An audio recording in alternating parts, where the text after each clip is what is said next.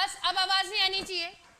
देखो हम लोगों ने न्यूट्रिशन टॉपिक कंप्लीट कर लिया है और न्यूट्रिशन पढ़कर सबको आइडिया हो ही गया है कि बायो जो है वो कितनी लेंथी है। ठीक है, अभी हमें और चैप्टर्स जाने हैं बायो के। ठीक है, पूरे 7 प्रोसेस पढ़ने हैं। ये तो सबसे छोटा प्रोसेस था, इसके बाद वाले प्रोसेस इससे भी बड़े बड़े हैं। ठीक है, तो रोज जाओ और हाफ एन आवर पढ़ना शुरू करो, अदरवाइज ये मटेरियल इतना इकट्ठा हो जाएगा कि वो बाद में हमें बर्डन लगेगा। ठीक है, ज्यादा देर कोई पढ़ने के लिए नहीं बोल रहा, जो हम पढ़ रहे हैं हार्डली 15 to 20 मिनट घर जाकर रिवाइज कर लो, बस इतना काफी है। ठीक है, अब देखो मैंने न्यूट्रिशन तुम्हें बताया था, कितने टाइप्स के होते हैं न्यूट्रिशन? 2 टाइप्स के, ऑटोट्रॉपिक एंड हेटेरोट्रॉपिक। देखो इनकी डेफिनेशन लिखवाने की जरूरत नहीं है, ऑटोट्रॉपिक सब जानते हो, छोटी क्लासेस से पढ़ते हुए आ रहे हो। ठीक है, कि ऑटोट्रॉपिक न्यूट्रिशन क्या होता है, एग्जाम्पल बता दिया था। कौन ऑटोट्रॉपिक न्यूट्रिशन शो करता है? Plants and some bacteria. ठीक है, उसके बाद में कौन सा ट्रॉपिक था? हेटेरोट्रॉपिक। ठीक है, उसमें कौन सा था? पैरासिटिक। लिखो एग्जाम्पल।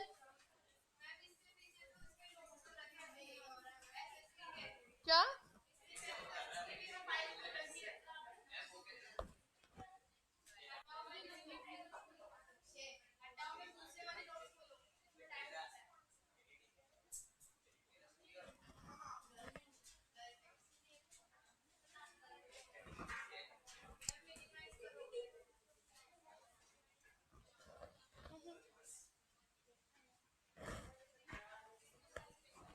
कहां से करूं मिनिमाइज?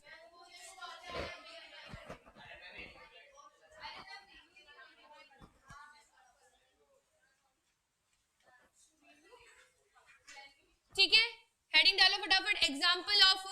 इसी में थोड़ा छूट गया था, मतलब छूटा क्या था, मुझे लिखवाना है। हाँ, लिखो एग्जाम्पल ऑफ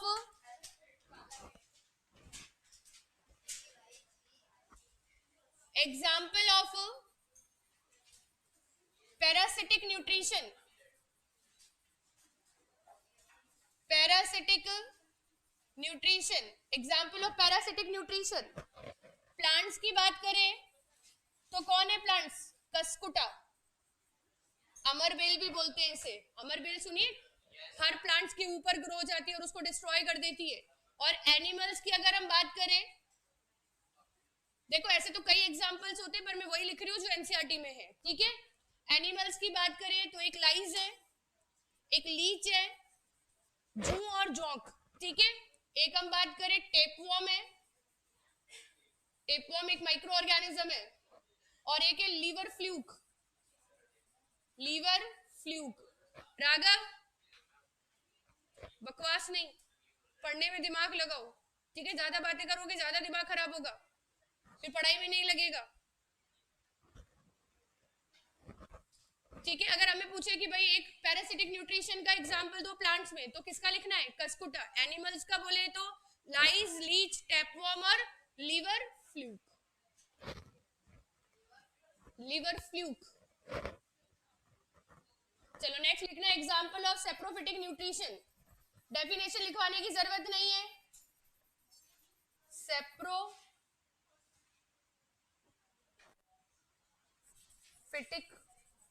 न्यूट्रिशन। ठीक है, कौन है लिखना? फंगी। और उसमें हमारे पास आ जाता है ब्रेड मोल्ड। भाई फंगी तो पूरी क्लास है, ठीक है, पूरा ग्रुप है फंगस का। ब्रेड मोल्ड, एक आ जाता है मशरूम, और एक हमारे पास आ जाता है ईस्ट भी, और साथ में लिखना सम बैक्टीरिया। ये सेप्रोफिटिक न्यूट्रिशन शो करते हैं, ध्यान रखना, ये सेप्रोफिटिक न्यूट्रिशन शो करते हैं। फंगी, फंगी में ब्रेड मोल्ड, ध्यान है, ब्रेड को थोड़े दिन तक छोड़ दो, उसमें फंगस डेवलप हो जाता है, उस फंगस का नाम है ब्रेड मोल्ड। साथ में मशरूम, मशरूम एक तरह का सेप्रोफिटिक न्यूट्रिशन लेता है, और यीस्ट, YEAST।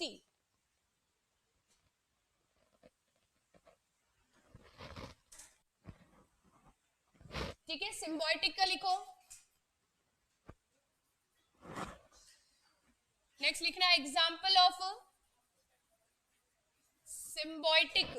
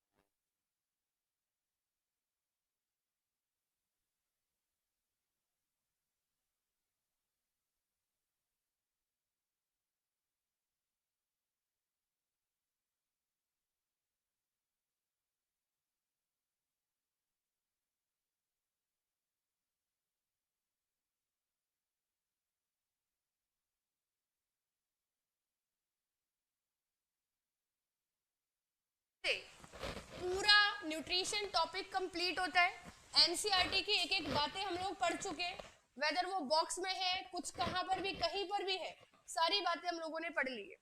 अब करना क्या है, पहले न्यूट्रिशन नोट्स में से पढ़ना, फिर एक बार रीड करना है किसमें, एनसीईआरटी, बस उसके ज्यादा हमें नहीं जाना।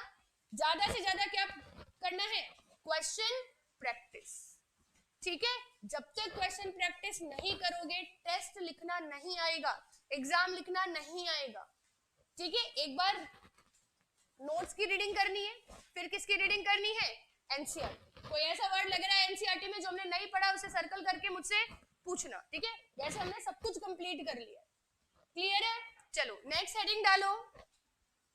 देखो हम लोगों ने नेक्स्ट जो है वैसे नाम लिख रखा है रेस्पिरेशन का, पर हम अभी पढ़ रहे हैं ट्रांसपोर्टेशन सिस्टम। एनसीईआरटी भी रेस्पिरेशन पढ़ा रही है, पर रेस्पिरेशन से ज्यादा इंटरेस्टिंग ट्रांसपोर्टेशन है। पहले वो पढ़ लेते, बाद में रेस्पिरेशन पढ़ लेते, ठीक है। तो हेडिंग डालो, नया system, transportation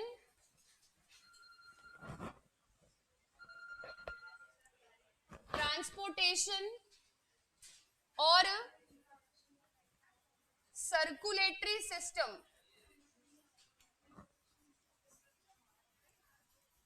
transportation and circulatory system,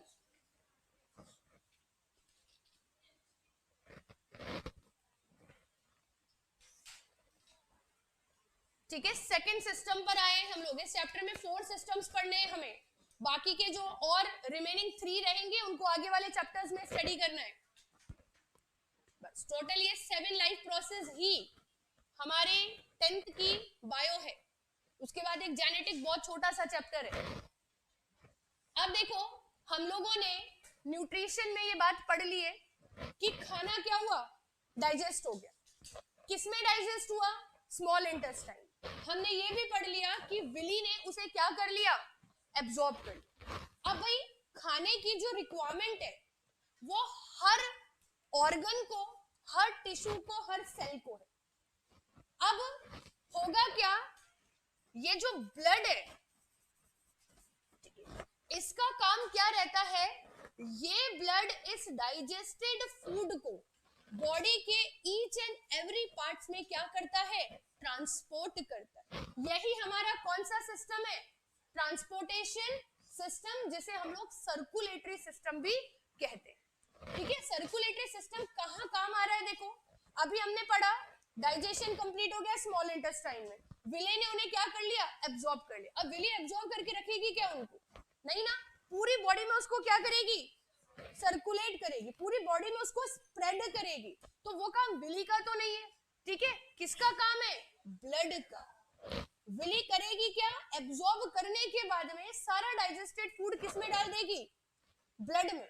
blood अपने आप each and every part of the cell में क्या करेगा, उसे पहुंचा दे, ठीक है। और ये पहुंचाना कौन सा सिस्टम है हमारा, ट्रांसपोर्टेशन और सर्कुलेटरी सिस्टम।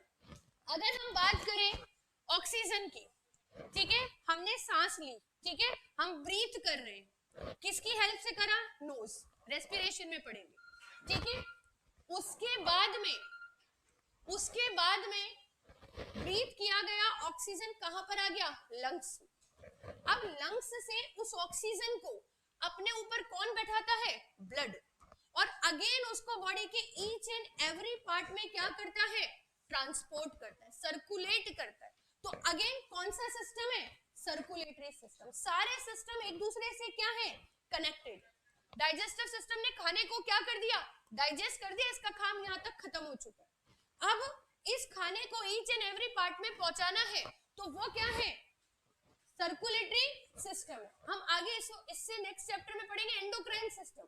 एंडोक्राइन सिस्टम का काम क्या है, हार्मोन्स को रिलीज करना। क्या काम है, हार्मोन्स को रिलीज करना। वो तो रिलीज करके छोड़ देगा, उसका ट्रांसपोर्टेशन कौन करेगा, ब्लड करेगा, ठीक है। तो ट्रांसपोर्टेशन सिस्टम समझ में आया।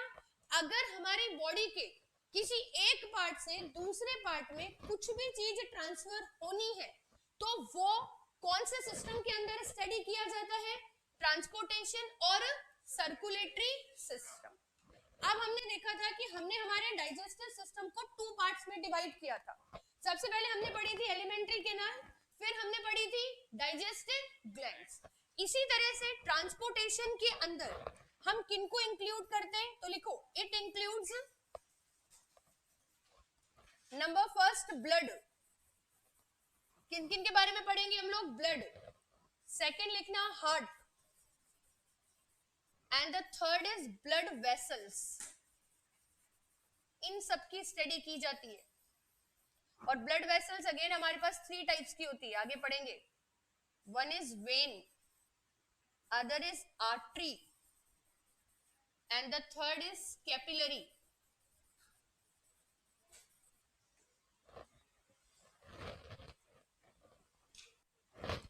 मतलब अब हमें हमारे ट्रांसपोर्टेशन और सर्कुलेटरी सिस्टम में इन 3 ऑर्गन्स के बारे में स्टडी करना है। जैसे उसमें हमने माउथ पढ़ा था, stomach, small intestine, large intestine. यहाँ हम पढ़ेंगे सबसे पहले किसके बारे में, ब्लड के बारे में। ब्लड ऑर्गन नहीं है, इट इज अ टिश्यू, ठीक है। फिर पढ़ेंगे हम किसके बारे में, हार्ट के बारे में। और थर्ड हमारे पास क्या होगा, ब्लड वेसल्स। और ब्लड वेसल्स अगेन कितने टाइप के होते हैं, वेन, आर्टरी और कैपिलरी। तो ये हमारा ट्रांसपोर्टेशन सिस्टम है। और इसमें भी सबसे ज्यादा इंपॉर्टेंट कौन है, हार्ट। जैसे अगर न्यूट्रिशन में एग्जामिनर क्वेश्चन बनाने की सोचेगा, तो सबसे पहले उसकी प्रेफरेंस क्या रहेगी, digestive system of human beings. अगर वो सर्कुलेटरी सिस्टम से क्वेश्चन बनाने की सोचेगा, तो उसकी पहली प्रेफरेंस क्या रहेगी, ठीक है, क्लियर है। अब समझना, देखो ये है क्या। देखो इसमें जो मेन फंक्शनल यूनिट है वो कौन है, ब्लड है। मतलब ट्रांसपोर्टेशन का काम कर कौन रहा है, कौन कर रहा है, ब्लड। तो हार्ट का रोल क्या होता है, देखो हार्ट एक पंपिंग एजेंट है, ठीक है, एक पंपिंग ऑर्गन है हमारी बॉडी में। हार्ट का काम क्या है, टाइम टू टाइम, ये चीज ध्यान रखना कि टाइम टू टाइम ब्लड जो है वो न्यूट्रिएंट्स लेकर हर सेल के पास पहुंच रहा है या नहीं। जब ब्लड गंदा हो गया, डर्टी हो गया, इम्प्योर हो गया, तो हार्ट उसे अपनी तरफ क्या कर लेता है, खींच लेता है, और उस जगह कैसा ब्लड दे देता है, प्योर ब्लड, ठीक है। क्योंकि भाई ब्लड हमारा हर चीजों का क्या कर रहा है, ट्रांसपोर्टेशन कर रहा है, ठीक है। एक तरह से ये एजेंट है, कोरियर एजेंट है। अब अगर ये किसी को कुछ देगा, तो उससे डेफिनेटली गंदी की वेस्ट मटेरियल भी तो लेगा ही लेगा, ठीक है। जैसे मान लो ऑक्सीजन ने, ब्लड ने ऑक्सीजन को लिया, ईच एंड एवरी सेल में क्या पहुंचा दिया, ऑक्सीजन। अब उस सेल के पास कार्बन डाइऑक्साइड प्रेजेंट है, तो वो सेल खुद तो आएगा नहीं ना कार्बन डाइऑक्साइड को बॉडी से बाहर निकालने के लिए, ठीक है। वो उस कार्बन डाइऑक्साइड को किसको दे देगा, ब्लड को। अब ब्लड कैसा हो गया, इम्प्योर हुआ या नहीं हुआ। तो हार्ट क्या है, हार्ट एक मेन पंपिंग एजेंट है, एक पंपिंग ऑर्गन है, जो इस बात का ध्यान रखता है कि बॉडी को टाइम टू टाइम ब्लड क्या होता रहे, सप्लाई होता है, और उससे इम्प्योर ब्लड वो टाइम टू टाइम क्या करता रहे, लेता है, ठीक है। क्या हार्ट हमारे ब्लड को प्योरीफाई करता है, नहीं करता, ठीक है। हार्ट हमारे ब्लड को प्योरीफाई नहीं करता। सपोज करो ये हार्ट है, यहाँ पे हमारी आईज है, ठीक है। हार्ट का क्या काम रहेगा कि इतना जोर से प्रेशर लगाए ब्लड के ऊपर, ठीक है, कि सारा ब्लड अपना न्यूट्रिशन लेकर किसके पास पहुंचे, आईज के, ठीक है। फिर आईज को इसने क्या दे दिया, न्यूट्रिएंट्स। अब आईज कुछ खाना खा रही है तो वेस्ट मटेरियल भी तो निकालेगी, तो वेस्ट मटेरियल वापस से कौन ले लेगा, ब्लड ले लेगा, और किसके पास आ जाएगा, हार्ट के पास, क्योंकि ब्लड अब क्या हो चुका है, गंदा हो चुका है, ठीक है। अब हार्ट क्या करेगा, इस गंदे ब्लड को किसके पास भेजेगा, किडनीज के पास, जिसे हम लोग हमारे एक्सक्रीटरी सिस्टम में पढ़ेंगे। किसके पास भेजेगा, किडनीज के पास। इस इम्प्योर ब्लड को भेजा इसने किसके पास, किडनीज के पास। किडनी इस इम्प्योर ब्लड का क्या करेगी, प्योरिफिकेशन करेगी। क्या करेगी, प्योरिफिकेशन, और अगेन प्योर ब्लड किसके पास भेज देगी, हार्ट, ठीक है। तो हार्ट ब्लड को प्योरीफाई नहीं करता, हमारा ब्लड रोज जो है विद इन अ मिनट्स क्या होता है, इम्प्योर होता है, ठीक है। इस इम्प्योर ब्लड को हार्ट अपनी तरफ खींचता है और ध्यान रखता है कि भाई इस बॉडी के इस पार्ट में ब्लड कैसा हो चुका है, इम्प्योर, फटाफट अपने आप खींच लो, ठीक है। ये सब हार्ट का काम है। और खींचने के बाद किसके पास भेज दो, किडनीज के पास, कि कर इसको अब फिल्टर। फिल्टर हो गया तो किडनीज वापस से कहां भेज देगी ब्लड को, हार्ट के पास, ठीक है। ये सारा काम कौन करता है, हार्ट। तो हार्ट हमारा एक बहुत मेन ऑर्गन है, जिसमें अगर कोई प्रॉब्लम होती है तो सर्वाइवल रेट क्या हो जाती है ह्यूमन बीइंग्स की, बहुत कम, मतलब जीने की जो हमारी वो होती है ना लाइफ लाइन, वो बहुत कम हो जाती है। इसके बाद में हमारे पास आते हैं ब्लड वेसल्स। तो ब्लड वेसल्स क्या है, देखो ये दिख रहे बॉडी में, ये दिख रहे ना यहाँ पे, ठीक है, ग्रीन ग्रीन से दिख रहे, that is blood vessels, veins. ये वो ट्यूब है, ये वो पाइप है जिनके थ्रू ब्लड क्या करता है, फ्लो कर, ठीक है। ऐसे अंदर तो फ्लो करेगा नहीं ना, ओपन में तो ट्यूब लगी हुई है हमारी बॉडी में पूरी तरफ, that is called blood vessels. अब इनमें भी अलग अलग टाइप की है, एक वेन है, एक क्या है, आर्टरी है। देखो प्योर ब्लड फ्लो होता है किसमें, आर्टरी में, आगे डिटेल में पढ़ेंगे, अभी सिर्फ मैं इंट्रोडक्शन दे रही हूँ। प्योर ब्लड किसमें फ्लो होता है, आर्टरीज में। जैसे ही ब्लड गंदा हो जाता है, ये अपने ट्यूब को छोड़ के, आर्टरी को छोड़कर किसमें आ जाता है, वेन्स। दोनों में डिफरेंस क्या होता है, आर्टरीज में हमेशा प्योर ब्लड होता है और वेन्स में हमेशा कैसा ब्लड होता है, इम्प्योर। जैसे मान लो अभी मैंने ये एग्जांपल दिया, मैंने बोला ये हार्ट है, ठीक है, ये हमारी क्या है, आईज है, ठीक है। हार्ट को ब्लड भेजना है किसमें, आईज में, और ऐसा ब्लड जिसमें ऑक्सीजन है, फूड है, ये सब कुछ है। मतलब ब्लड कैसा है, काम का है, प्योर है। तो ये प्योर ब्लड को हार्ट आईज के पास भेजेगा, किसकी हेल्प से भेजेगा, आर्टरीज की हेल्प से, ठीक है। अब इस ब्लड ने सारा न्यूट्रिएंट्स, ऑक्सीजन वगैरह सब कुछ किसको दे दिया, आईज को। अब आईज ने इसको बोला कि भाई हमारा वेस्ट मटेरियल लेकर चले जाओ, तो अब इस ब्लड ने क्या कर लिया, वेस्ट मटेरियल ले लिया, ठीक है। अब ये कैसा हो गया, इम्प्योर हो गया। कैसा हो गया, इम्प्योर। तो अब ये अपना रास्ता बदल देगा, ये आर्टरीज की जगह किसमें आ जाएगा, वेन्स में, और किसके पास पहुंच जाएगा, हार्ट के पास। किसके पास पहुंच जाएगा, हार्ट। ऐसा करने से कभी भी कोई पॉसिबिलिटी नहीं है कि हमारा इम्प्योर ब्लड किसके साथ मिक्स हो जाए, प्योर ब्लड के साथ, क्योंकि दोनों के रास्ते ही बिल्कुल क्या है, अलग है। प्योर ब्लड जा रहा है आर्टरीज में, इम्प्योर ब्लड किसमें जा रहा है, वेन्स, ठीक है। इस पूरे सिस्टम में हमें यही पढ़ना है कि कैसे हार्ट प्रेशर लगाता है, कैसे ब्लड एक ऑर्गन से दूसरे ऑर्गन में जो है स्प्रेड होता है, क्लियर है। अब बात करें कैपिलरीज की, अब बात करें हम किसकी, कैपिलरीज की। तो भाई कैपिलरीज क्या है, हमारे बॉडी में बहुत छोटे छोटे सेल्स है, मान लो आइस के अंदर भी बहुत छोटे सेल्स हैं जहां पर आर्टरीज जो है वो ब्लड नहीं पहुंचा पा रही है, आर्टरीज नहीं जा पा रही है क्योंकि वो बहुत छोटे हैं, आर्टरीज नहीं जा पा रही। उस केस में आर्टरीज प्योर ब्लड किसको दे देगी, कैपिलरीज को। किसको दे देगी, कैपिलरीज। और कैपिलरीज बिल्कुल माइन्यूट, बिल्कुल टाइनी पार्ट्स में भी हमारी बॉडी के जाकर क्या सप्लाई करेगी, ब्लड सप्लाई, और वहां से इम्प्योर ब्लड क्या करेगी, लेगी। और अगेन ये कैपिलरीज इम्प्योर ब्लड किसको देगी, वेन्स को। प्योर तो किससे ले लिया इसने, आर्टरीज से। इम्प्योर किसको दे देगी, वेन्स को। वेन्स अगेन सारा इम्प्योर ब्लड किसको ट्रांसफर कर देगी, हार्ट। हार्ट से वापस से ब्लड वेसल्स जुड़े हुए किसको ट्रांसफर कर देगी, किडनीज को। किडनी प्योरीफाई करेगी। कैसे प्योरिफिकेशन होता है, किडनी क्या करती है, सारा ब्लड को प्योर करती है। हमारी बॉडी में वाटर होता ही है, उसमें क्या करती है, इम्प्योरिटीज को मिक्स कर देती है, यूरिन बना देती है। और यूरिन हमारी बॉडी से बाहर निकला, मतलब जब जब हम यूरिन कर रहे हैं इसका इंडिकेशन क्या है कि हमारा ब्लड क्या हो रहा है, प्योरीफाइड हो रहा है। ठीक है, यूरिन का मतलब जानते हो ना, करना। ठीक है, यूरिन क्यों होता है, ब्लड प्योरिफिकेशन के लिए होता है। ठीक है, और भी कई रीजन होते हैं यूरिन का, पर जो हम लोग हमारे 10th लेवल में पढ़ेंगे। ठीक है, किडनीज बनाती है यूरिन। और कैसे बनाती है यूरिन, वो सारे ब्लड की इंप्योरिटीज लेती है, वाटर लेती है बॉडी में, उसको डिसॉल्व करती है। ठीक है, और हमारे यूरिनरी ब्लैडर में डाल देती है, जिसे हम लोग जो है बाहर एक्सक्रीट कर दे। इस तरह से हमारी बॉडी की क्या चलती है, फंक्शनिंग चलती। आ रही है बात समझ में। ठीक है, तो ये शॉर्ट में है कि हमें ट्रांसपोर्टेशन सिस्टम में पढ़ना क्या है। हमें ब्लड के बारे में पढ़ना है, हमें हार्ट के बारे में पढ़ना है, हमें वर्किंग ऑफ हार्ट पढ़नी है कि कैसे हार्ट जो है ऑक्सीजन ले रहा है, कैसे अलग अलग पार्ट्स के अंदर सप्लाई कर रहा है।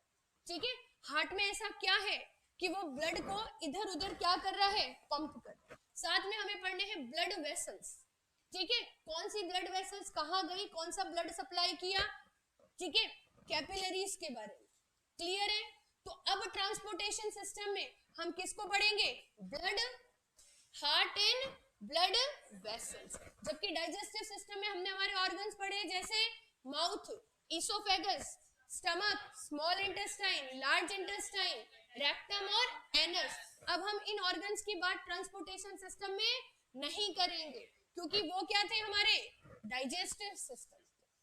क्लियर है ये चीज। हेडिंग डालो ब्लड।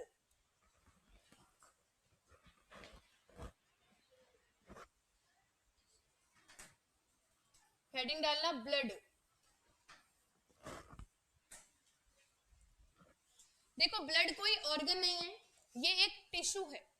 ठीक है, और 9th क्लास में हम लोग पढ़ के आ चुके हैं, ये एक टाइप का कनेक्टिव टिश्यू है। क्यों कनेक्टिव टिश्यू है, क्योंकि ये एक पार्ट को दूसरे पार्ट से क्या कर रहा है, कनेक्ट कर रहा है। अभी हार्ट को न्यूट्रिएंट्स देना है आईज को। ठीक है, किसकी हेल्प से दे रहा है, ब्लड की हेल्प से। न्यूट्रिएंट्स देने का काम किसका है, हार्ट का, पर करा किसको रहा है, वो ब्लड से। ठीक है, तो सबसे पहले हम लिखेंगे ब्लड में, it is a type of connective tissue. It is a type of connective tissue. It is a type of connective tissue. Blood organ नहीं है, ये क्या है, एक टाइप का कनेक्टिव टिश्यू है।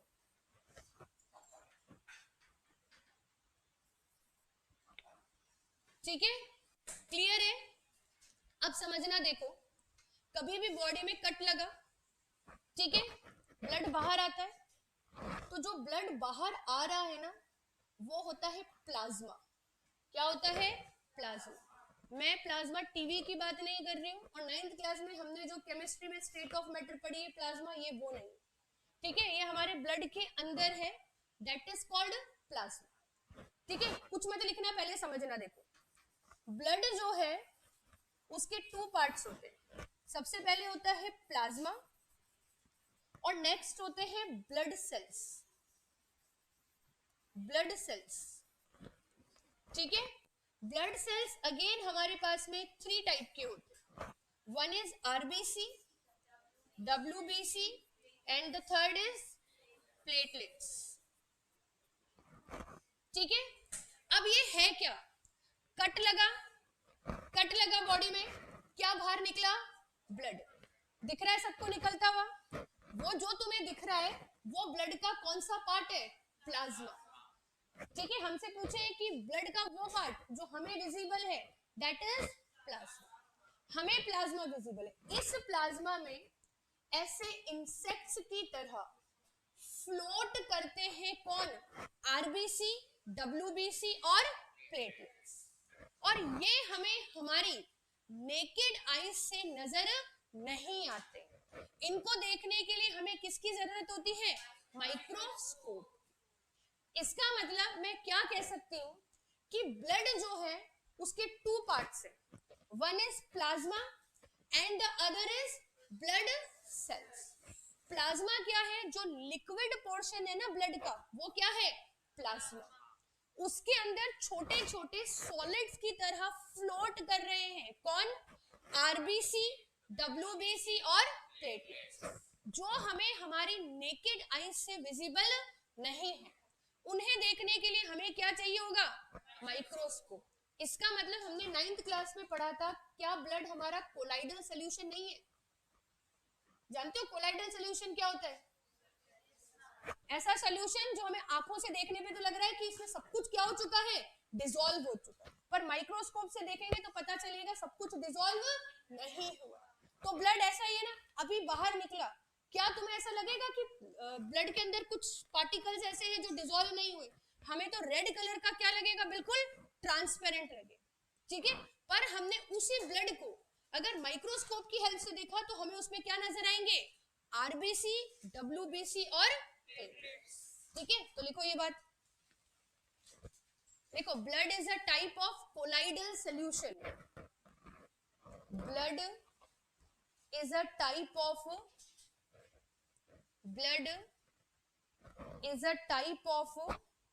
Colloidal solution.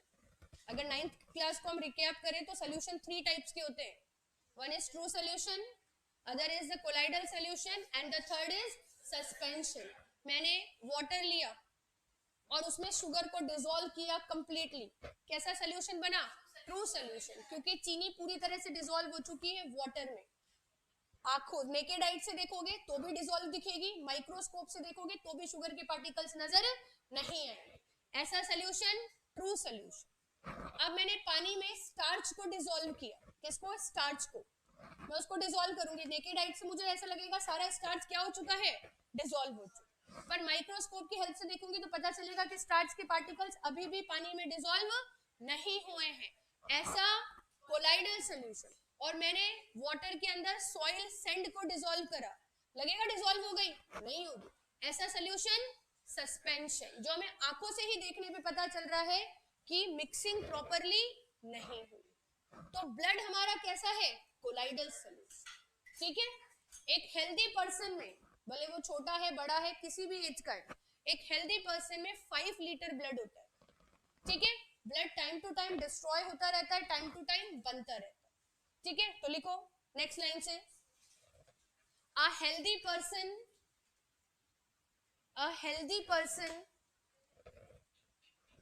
Consist of a healthy person consists of 5 liter of blood. A healthy person consists of 5 liter of blood. Next line say, blood has 2 components. Blood has 2 components, मतलब 2 parts में divide है। Components ऐसे table बनाएंगे, one is plasma and the other is blood cells. ये again हमारे पास में RBC, क्या फुल फॉर्म है आरबीसी का? Red blood cell.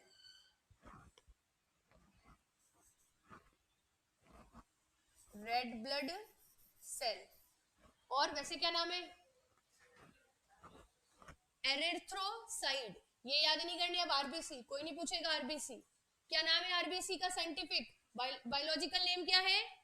एरिथ्रोसाइट्स। क्या प्रोनाउंसिएशन कर रही हूं? एरिथ्रोसाइट्स।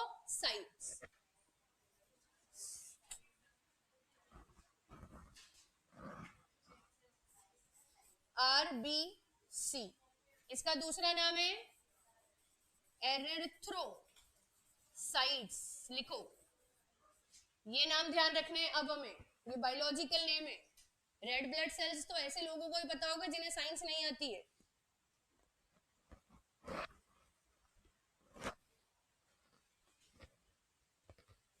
एरिथ्रोसाइट्स।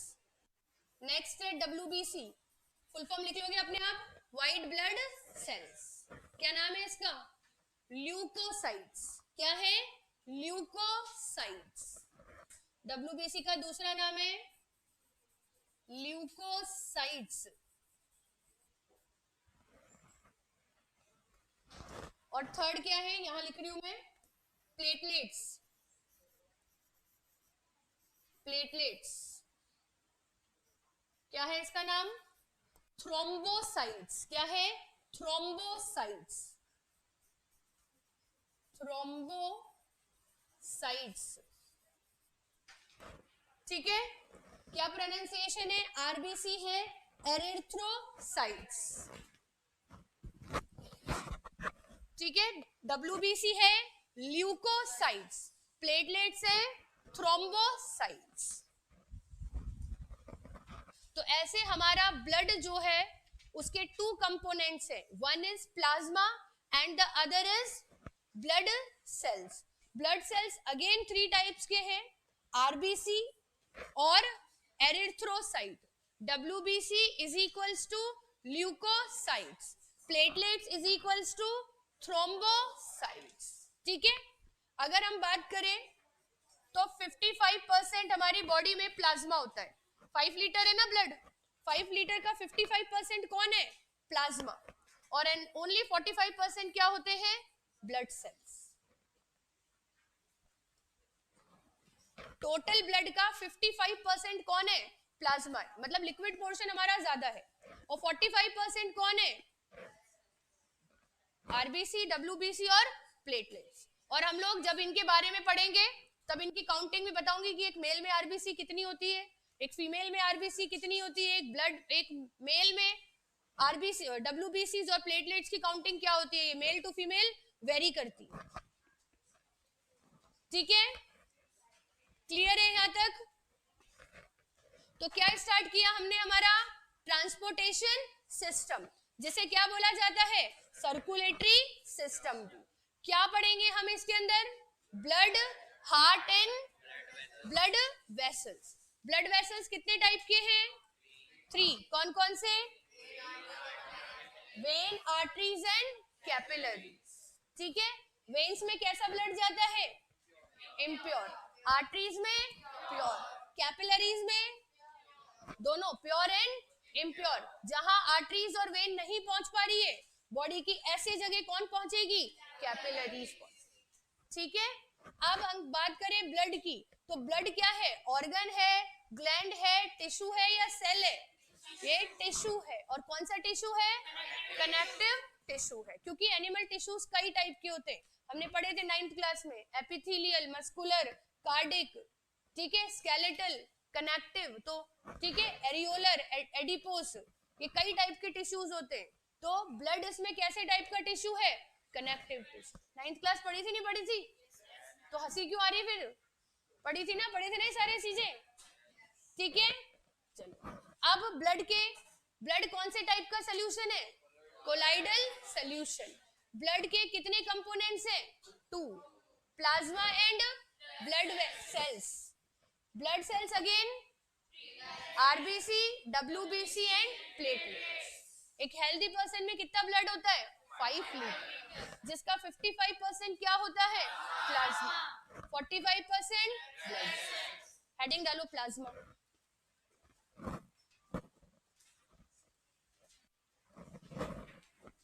और घर जाते ही पढ़ना इसको, ठीक है? जाते तो नहीं, थोड़ा रेस्ट करना, कुछ खा लेना, उसके बाद पढ़ने बैठ जाना। बस काम ही क्या है तुम लोगों के पास? हाँ, वो सबसे क्या लेके आना पड़ेगा? क्या? कपड़ा? कौन लेने जाएगा कपड़ा? घर वाले काम कराए ना, साफ कह देना कि हमारी मैम ने बोला है हम किसी भी तरह का काम नहीं करेंगे 10th क्लास में। ठीक है, कोई झाड़ू नहीं लगाएंगे, कोई पोछा नहीं लगाएंगे। ठीक है, बॉयज तो वैसे ही नहीं लगाते।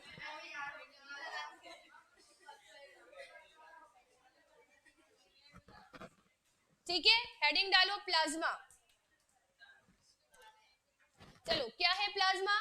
The fluid portion of the blood is called plasma. लिखो, द फ्लूइड पोर्शन, फ्लूइड मतलब liquid, the fluid portion of the blood is called plasma,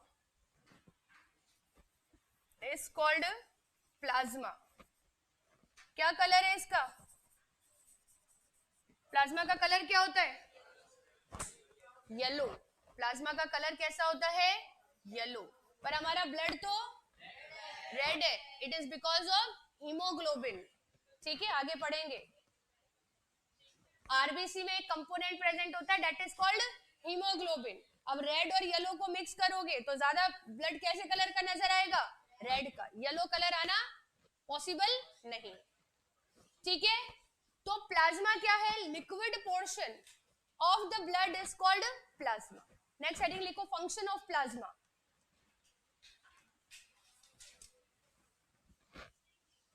function of plasma.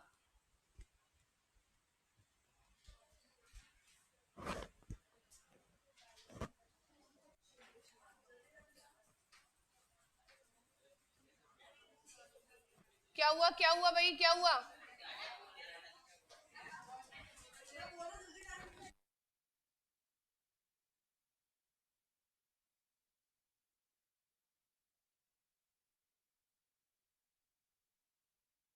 चलो अब देखो, प्लाज्मा का फंक्शन समझो। हम लोगों ने इससे पहले वाले चैप्टर में पढ़ा था कि फूड का डाइजेशन कहां पर स्टॉप हो गया? कहां हो गया? Small intestine. इस बात को मेरे को ध्यान है, जब तक मैं क्लास में आती थी रोज बोलती थी। फिर भी मैंने एक क्वेश्चन दिया कि एलिमेंट्री कैनाल का वो पार्ट जहां पर डाइजेशन कंप्लीट हो गया है, मतलब ऐसे बच्चे हैं वो भी नहीं लिख पाए स्मॉल इंटेस्टाइन। अरे मेरी बात सुनते हो या फिर क्या है? इस कान से निकाल मतलब डाल के उधर से निकाल देते होंगे, या फिर ऐसे बोलो मैम इसमें हम तो डालते ही नहीं है, निकालना तो बहुत दूर की बात है। ठीक है, तो हमने पढ़ा था कि हमारा डाइजेशन कहां पर कंप्लीट हो गया? Small intestine. अब डाइजेस्टेड फूड को किसने एब्जॉर्ब किया? विली। ठीक है, अब ये विली क्या कर रही है? एब्जॉर्ब करके ब्लड की हेल्प से पूरी बॉडी में क्या कर रही है? ट्रांसपोर्ट कर। तो जो ट्रांसपोर्टेशन के लिए वो ब्लड का जो पार्ट यूज कर रही है, दैट इज प्लाज्मा। क्या है वो? प्लाज्मा। वो आरबीसी का हेल्प नहीं ले रही है, वो डब्ल्यूबीसी का हेल्प नहीं ले रही, ना प्लेटलेट्स का। वो उस डाइजेस्टेड फूड को बॉडी के ईच एंड एवरी सेल में पहुंचा रही है। किसकी हेल्प से? प्लाज्मा की। हमने ये तो पढ़ लिया ब्लड की हेल्प से जाता है, पर ब्लड में भी तो इतने सारे पार्ट्स हैं। प्लाज्मा है, आरबीसी है, डब्ल्यूबीसी है, प्लेटलेट्स है। कौन पहुंचा रहा है? तो कौन पहुंचा रहा है? प्लाज्मा। तो फर्स्ट फंक्शन लिखो, लिखो इट हेल्प इन द, अरे बातें मत करो, फिर मैं कह रही हूं तुम्हारी बातें ज्यादा इंपॉर्टेंट नहीं है। ये तुम्हारी बातों के चक्कर में तो तुम्हारे टेस्ट में नंबर नहीं आते।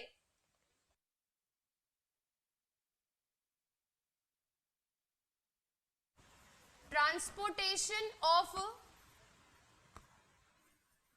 Digested food, digested food to each and every part of the cell. Cell, अब ये पढ़ चुके हैं डाइजेस्टेड फूड कहां पर बनता है, कैसे डाइजेस्ट होता है, कौन एब्जॉर्ब करता है। बस विली का काम एब्जॉर्ब करके रख देना और किसके पास डाल देना? ब्लड के पास। ब्लड का प्लाज्मा अपने आप जो है अपना काम कर देगा। तभी तो ये प्रोसेस कैसे कहला रहे बॉडी में? Metabolic process. कैसे प्रोसेस? मेटाबॉलिक। अपने आप हो जाएंगे, कोई मेहनत करने की जरूरत नहीं है। ठीक है, ठीक है। इसी तरह से हार्मोन्स का ट्रांसपोर्टेशन भी कौन करता है? प्लाज्मा। ठीक है, लिखो इसको, बाद में हम लोग हार्मोन्स पढ़ेंगे क्या होता है। नहीं हुआ? एक पॉइंट लिख लो बस last. It help in the transportation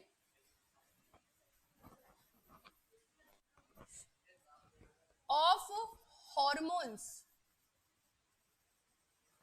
within a body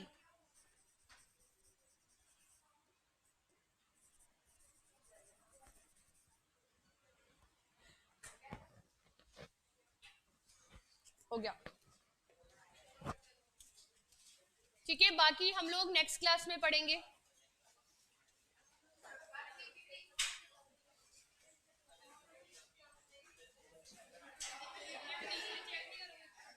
अरे एक मिनट रुको, अरे एक मिनट, डीबीबी कौन कौन सॉल्व करके आया है?